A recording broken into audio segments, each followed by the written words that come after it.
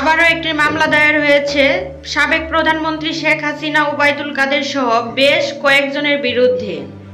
এবার রাজধানীর কাফরুল কলেজ ছাত্র ফয়জুল ইসলাম হত্যার অভিযোগে সাবেক প্রধানমন্ত্রী শেখ হাসিনা, সাবেক সড়ক পরিবহন ও সেতু মন্ত্রী ওবায়দুল কাদের সহ 24 জনের বিরুদ্ধে কাফরুল থানায় মামলা রেকর্ড করার আদেশ দিয়েছেন আদালত।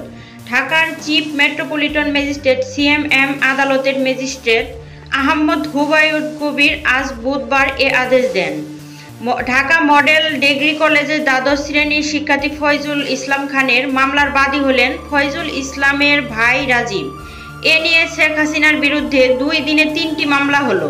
এ মামলায় শেখ হাসিনা, ওবায়দুল কাদের ছাড়াও যুক্ত আছেন সাবেক স্বরাষ্ট্রমন্ত্রী আসাদুজ্জামান খান কামাল, সাবেক আইনমন্ত্রী আনিসুল হক, সাবেক বস্ত্র ও পাটমন্ত্রী জাহাঙ্গীর কবির নানক, সাবেক পররাষ্ট্রমন্ত্রী হাসান মাহমুদ, সাবেক তথ্য প্রতিমন্ত্রী মোহাম্মদ এ আরাফাত, সাবেক প্রধানমন্ত্রী শেখ হাসিনার বেসরকারি শিল্প ও বিনিয়োগ বিষয়ক উপদেষ্টা সালমান এফ রহমান, সাবেক সংসদ সদস্য মইনুল হোসেন খান নিখিল, ঢাকা উত্তর আওয়ামী লীগের সাবেক সাধারণ সম্পাদক এম এ মান্নান, স্বেচ্ছাসেবক লীগের সভাপতি গাজী মেজবাউল হক সাচ্ছু, সাবেক সংসদ সদস্য কামাল আহমেদ মজুমদার, সাবেক আইজিপি চৌধুরী আব্দুল আল মামুন, অতিরিক্ত আইজিপি ও র্যাবের সাবেক মহাপরিচালক হারুনুর রশিদ, ডিএমপির সাবেক কমিশনার হাবিবুর রহমান, ডিবির সাবেক প্রধান হারুনুর রশিদ, সাবেক যুগ্ম কমিশনার বিপ্লব কুমার সরকার,